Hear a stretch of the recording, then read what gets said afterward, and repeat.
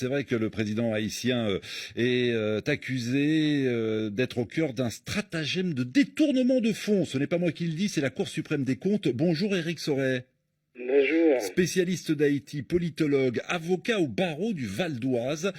On parle de l'argent du fonds Petro-Caraïbes. De quoi s'agit-il en quelques mots d'abord?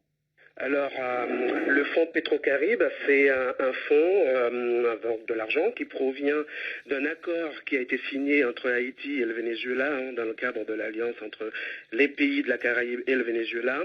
Alors, rapidement, ça permet à Haïti d'acheter du pétrole à bon marché, on va dire. Ensuite, une partie est payée au comptant. Et le reste est payé sur une durée entre 17 et 25 ans.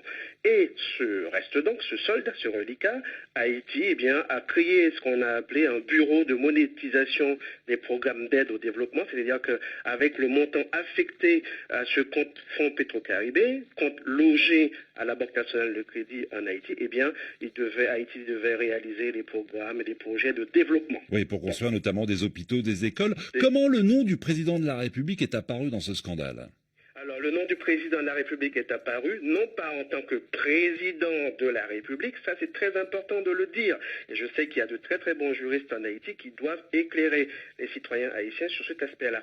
Son nom est apparu parce qu'il a visiblement au moins une entreprise, Agritrans, qui était spécialisée dans la vente de bananes, d'après ce qu'il disait, et une autre entreprise. Et ces deux entreprises ont bénéficié de deux contrats dans le cadre de l'ensemble des projets qui ont été financés par l'État haïtien avec la somme qui était considérable, qui consistait en reliquat du fonds Petro-Caraïbes, plus de 2 milliards d'euros. La somme, c'est 2 milliards 238 millions, 64 000 dollars, en euros si on arrondit, 2 milliards. Donc une somme considérable de l'argent de l'État haïtien qui a été très très mal utilisé, et donc son nom apparaît uniquement en tant que président au moins d'une entreprise et dirigeant d'une autre, et ces entreprises ont bénéficié de contrats qui ont été signés dans des conditions irrégulières d'après ce que dit la Cour supérieure des comptes et du contentieux administratif. Effectivement. Il faut rappeler que c'est important de le dire, que Jovenel Moïse,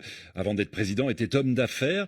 Dans l'opposition, certaines voix appellent à la démission du président. Est-ce qu'il peut être poursuivi, pour répondre en quelques mots et rapidement à la question de notre auditeur? Alors, si on le poursuit en tant que président de la République, ça, ce n'est pas possible, puisque dans le rapport, on ne dit pas qu'il a commis des actes en tant que président de la République.